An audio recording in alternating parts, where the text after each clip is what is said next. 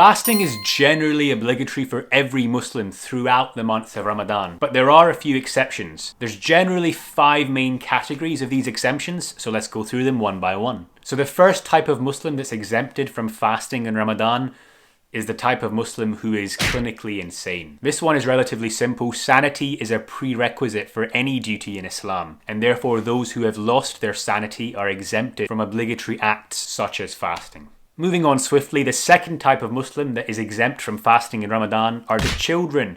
And children here are defined as those who have not gone through puberty, and they are not obligated to fast in the month of Ramadan. However, parents could encourage their child to fast for part of the day or for a few days only, just to get them used to the fasting, get them involved in the spirit of Ramadan as well, and then they can gradually increase the amount of fasting that they do so that when they're finally required to fast, it won't seem like such a huge step. The third type of Muslims that are exempt from fasting are those who are either very elderly and frail or chronically ill. For these people, fasting can be unreasonably strenuous, it can damage their health. I'm not talking about having a wonky left toe or something. The illness has to be debilitating so that if you were to fast, the illness would be affected. Your treatment might be delayed or it might cause further damage to your body. Examples of that are severe diabetes requiring insulin, or epilepsy where you have to take tablets to prevent seizures, or perhaps severe mental health issues. Any person falling into this category should try their best to feed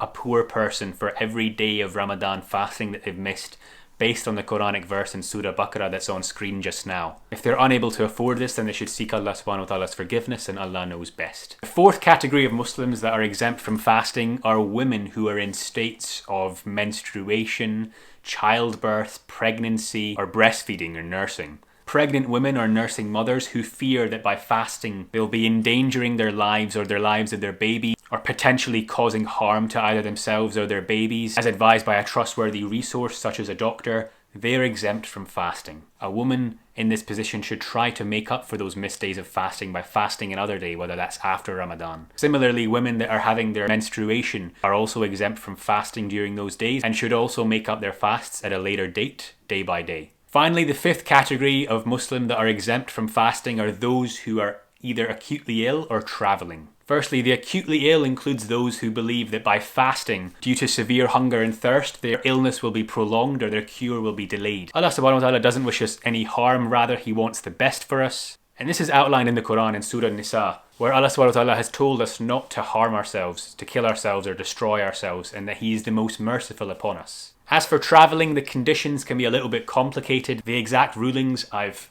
put a link in the description below that you can click on to find out more. But generally the travel should be of a significant distance, being outside of your usual town or city, and involve putting yourself in some kind of hardship. And again, similar to category 4, both of these types of Muslims, the acutely ill or the travellers, should try and make up for their fasts by fasting on another day after they have become well again or after they've recovered from their travels. But now that you know who's exempt from fasting in Ramadan, you should probably know about the 4 types of benefits that you'll get by fasting in Ramadan. Click here to find out more about that.